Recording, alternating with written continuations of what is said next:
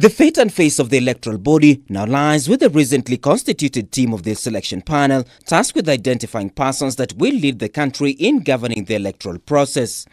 President Kenyatta, who had faced a legal lawsuit after the LSK sued and contested the appointment of Dorothy Jemator as a member of the selection panel, was forced to rescind his decision and appointed Maurice Kimoli in the said position, consequently leading to his swearing-in ceremony at the precincts of the Supreme Court last week. Vijana power! Power! But even before the dust settles, youth advocates are at it, this time piling pressure on the newly appointed panel to factor in the youths while making considerations on the over 600 applicants that made clear their quest to apply for the vacant position as declared by President Uhuru Kenyatta a month ago. We have got Article 10 that talks about every appointment should actually have the face of Kenya. The face of Kenya is not just ethnic, it is also demographical, as in Kenya has got children, Kenya has got young people who, by the way, are the people who roll the cogs of this country.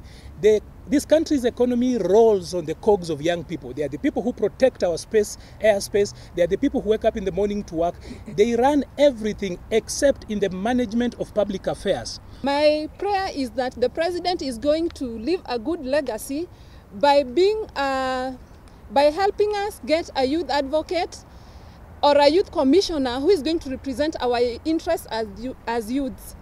In a rush against time, and given the High Court's ruling that targeted the BBI process and the IEBC, the selection panel chaired by Elizabeth Muli as per their earlier issued guidelines is expected that by June or thereabout will have their preferred candidates ready to go.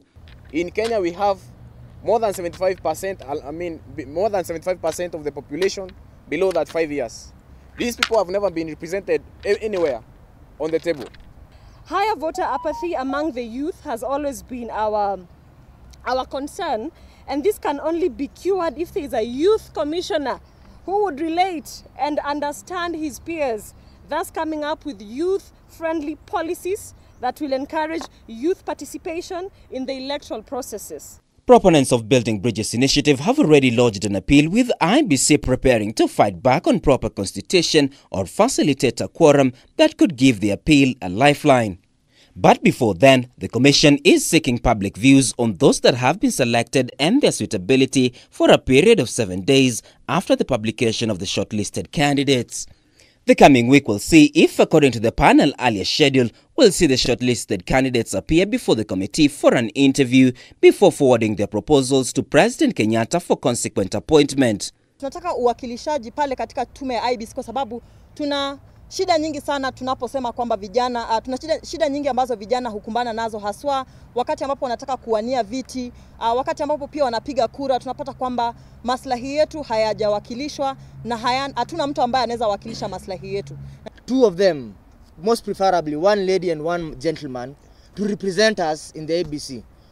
But the calls from the youths are just part of the calls that has been seen to dominate from various quarters, with both Deputy Chief Justice Philomena Mwilu and newly appointed Chief Justice Martha Koome calling on the selection panel to uphold integrity while carrying out their duties.